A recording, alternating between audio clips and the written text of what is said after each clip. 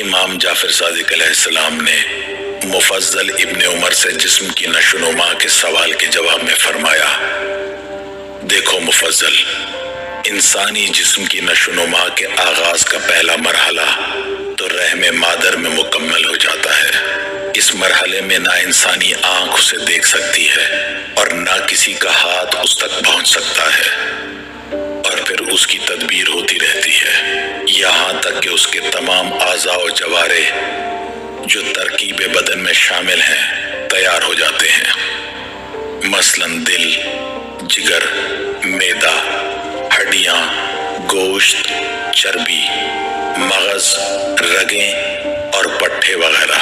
جب یہ سب اعضاء تیار ہو جاتے ہیں تو انسان اس دنیا میں پیدا ہوتا ہے۔ تب تم دیکھتے ہو کہ پیدا ہونے کے بعد اس کے اعضاء کس طرح خود بخود ایک نظام کے تحت نشوونما حاصل کرتے رہتے ہیں۔ غور کرو کہ اعضاء تو بڑھتے رہتے ہیں لیکن اس کا جسم اپنی خاص حیت پر برقرار رہتا ہے۔ اس کے بدن میں کوئی ٹوٹ پھوٹ نہیں ہوتی، نہ کوئی چیز اس میں سے باہر سے جوڑی جاتی ہے اور نہ نکالی جاتی ہے جس سے یہ سمجھا جائے کہ جسم میں کوئی پیوند لگایا گیا ہے، یہاں تک کہ وہ اپنی پختگی تک پہنچ جاتا ہے، چاہے اس کی عمر دراز ہو یا وہ اپنی مدت عمر اس سے پہلے ہی پوری کر لے۔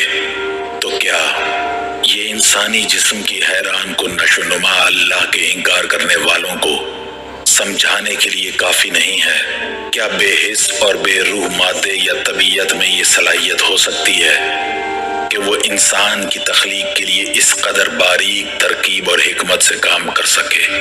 اے مفضل، کیا تم نے کبھی غور کیا ہے کہ انسان اپنی خلقت یعنی جسم کی بناوٹ میں دوسرے تمام جانداروں کی نسبت جو عظیم فضیلت حاصل ہے وہ اس کا 2 پاؤں پر سیدھے کھڑے ہو کر چلنا ہے؟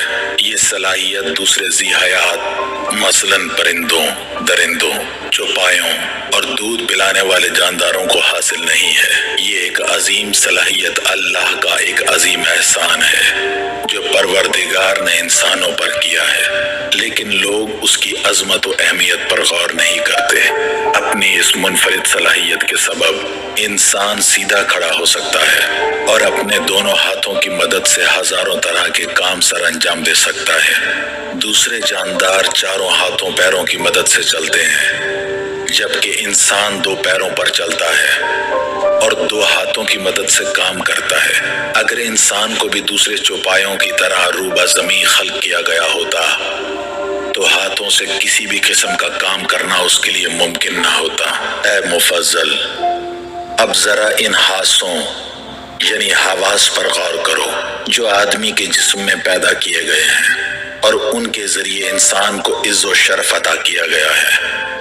دوسرے جانداروں کو ان حاسوں کے سبب عز و شرف حاصل نہیں جو انسان کو حاصل ہوتا ہے۔ مثلاً آنکھوں پر غور کرو کہ آنکھیں کس طرح جسم کے ایک خاص مقام پر بنائی گئی ہیں۔ دیکھو یہ آنکھیں جسم کے سب سے بلند اور مناسب مقام پر بنائی گئی ہیں اور سامنے کی طرف بنائی گئی ہیں، جس طرح چراغ دان میں چراغ رکھا ہوتا ہے تاکہ سامنے کی طرف موجود ہر چیز کو دیکھا جا سکے۔ یہ آنکھیں جسم کے نچلے حصے میں نہیں بنائی گئی۔ اگر یہ آنکھیں ہاتھوں میں ہوتی یا انہیں پیروں کے اندر لگا دیا جاتا یا پھر سر کے اگلے حصے کے بجائے عقبی یا پچھلے حصے میں ہوتی تو کیا ہوتا؟ آنکھیں اگر ان مقامات پر ہوتی تو آگے دیکھنے کے لیے انسان کو بار بار اچھلنا پڑتا۔ ان مقامات پر آنکھیں ہوتی تو بہت جلد خراب ہو جاتی۔ انسان کے لیے یہ ممکن نہ ہوتا کہ وہ سامنے اور اطراف کے منظر کو دیکھ پاتا۔ اسی لیے اللہ تعالیٰ نے انسان کی آنکھیں جسم کے سب سے بلند اور محفوظ مقام پر بنائی اور انہیں ہڈیوں کے خول میں اس طرح رکھا جس طرح چراغ کو چراغ دان میں رکھا جاتا ہے۔ مفضل غور کرو کہ کیا ایک بے شعور مادے میں یہ صلاحیت ہو سکتی ہے کہ وہ انسانی خلقت میں اتنی مناسبتوں کے ساتھ اس قدر پیچیدہ اور حیران کن انتظام کر سکے؟ دیکھو مفضل، آنکھیں اس لیے عطا کی گئی ہیں کہ ہم ہر طرح کے رنگوں کو محسوس کر سکیں۔ اب دیکھو، اگر آنکھیں ہوتی لیکن رنگ نہ ہوتے یا اس کے برعکس رنگ ہوتے اور آنکھیں نہ ہوتی تو میں رنگوں کا ہونا بے فائدہ ہوتا۔ اسی طرح کانوں کا معاملہ ہے۔ کانوں کو اللہ تعالیٰ نے سر کے دونوں جانب ایک خاص مناسبت کے ساتھ بنایا تاکہ یہ ہر طرف سے آنے والی آوازوں کو پوری طرح محسوس کر سکیں۔ اب اگر کان ہوتے اور آوازیں نہ ہوتی، یا آوازیں ہوتی اور انہیں سننے والے کان نہ ہوتے تو آوازوں کا وجود بے فائدہ ہوتا، یا پہلی صورت میں کانوں کے ہونے کا کوئی مقصد نہ ہوتا۔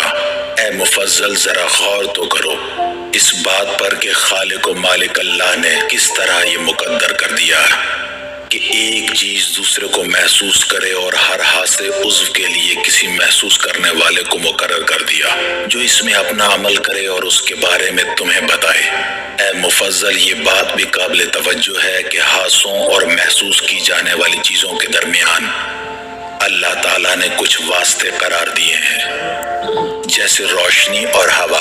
اگر روشنی کا وجود نہ ہوتا تو آنکھیں کسی بھی رنگ کو محسوس نہ کر سکتی، اور اگر ہوا نہ ہوتی جو آوازوں کو کانوں تک پہنچاتی ہے تو کان کسی بھی قسم کی آواز سننے سے قاصر رہتے۔ امام نے فرمایا، اے مفضل، اب ذرا سوچو کہ اگر کسی شخص کے پاس کان جیسی نعمت موجود نہ ہو تو اس کی زندگی میں کس قدر خلل و خرابی پیدا ہو سکتی ہے۔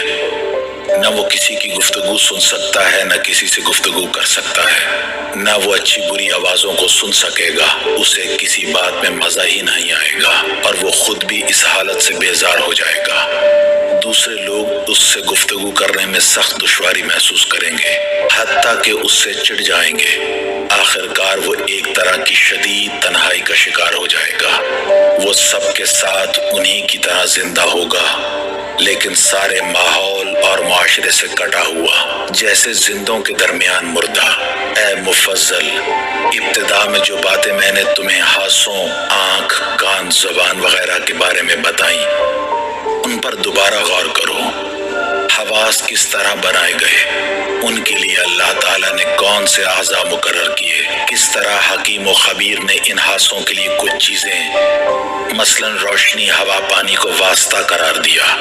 ان چیزوں کے ذریعے ہمارے حاسے اور حواس کام کرتے ہیں۔ تو مفضل، کیا ایک بے شعور مادے اور بے عقل طبیعت یعنی فطرت میں یہ عالی شان قدرت و صلاحیت ہوتی ہے کہ وہ انسان کے جسم میں اس قدر باریک اور لطیف مناسبتیں پیدا کرے اور جسم کے اس قدر حیران کن اعضاء بنائے، اور ان اعضاء کو ایک دوسرے کے ساتھ اس طرح ہم آہنگ کیا کہ کوئی شخص جو عقل رکھتا ہو وہ اس بات کا کبھی تصور بھی نہیں کر سکتا۔ تم سوچو کہ کیا یہ حیران کن انسانی جسم، اس کے اعضاء، ان کی نشو و نما، پھر ان اعضاء کی کارکردگی، ان اعضاء کے درمیان ہم آہنگی، ان کا باہمی ربط بغیر کسی خالق و صانع اور ایک عالم و باخبر ذات یعنی اللہ تعالی رب العالمین کے علم و ارادے اور ایک انتہائی طے شدہ منصوبے کے بغیر پیدا ہو گیا۔ اے مفضل، ذرا غور تو کرو اس بات پر کہ یہ تمام اعضاء و جوارح اور عقل اور وہ تمام چیزیں جو انسانی وجود کے لیے ضروری ہیں، ان میں سے کوئی بھی موجود نہ ہوتی تو انسان کی زندگی کس قدر تکلیف دہ ہوتی۔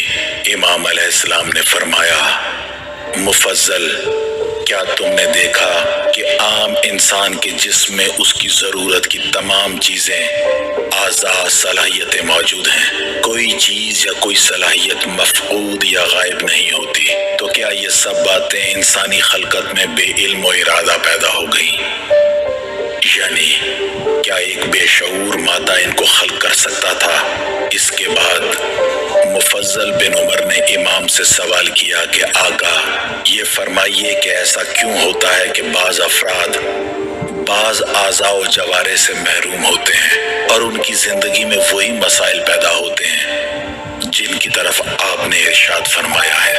امام علیہ السلام نے فرمایا، اے مفضل سنو، یہ اس شخص کی تنبیہ یا امتحان کے لیے ہے جس میں یہ نقص پایا جائے۔ اس کے ساتھ ساتھ ایسا کچھ دوسرے عام انسانوں کی عبرت اور نصیحت کے لیے بھی ہوتا ہے، جیسے بادشاہ، حکمران یا حکومتیں غلطیوں کی سزائیں مقرر کرتے ہیں اور ان سزاؤں کو برا بھی نہیں سمجھا جاتا بلکہ ان سزاؤں کی تعریف کی جاتی ہے۔ اس کے علاوہ یہ بھی ایک حقیقت ہے کہ جن لوگوں میں کوئی نقص جسمانی موجود ہو، اس نقص کی وجہ سے ان کی زندگی سخت مشکلات کا شکار ہو جائے تو انہیں مرنے کے بعد اللہ رب الکریم اس قدر ثواب عطا فرمائے گا کہ ان اعضاء کے نہ ہونے سے جو مصیبتیں دنیا میں ان پر پڑی تھی، آخرت میں ان کے ثواب کو دیکھ کر وہ انہیں انتہائی حقیر معلوم ہوں گی، یہاں تک کہ اگر انہیں مرنے کے بعد دوبارہ انہی آزمائشوں سے گزرنے کا اختیار دیا جائے تو وہ اس بات کو بخوشی قبول کریں گے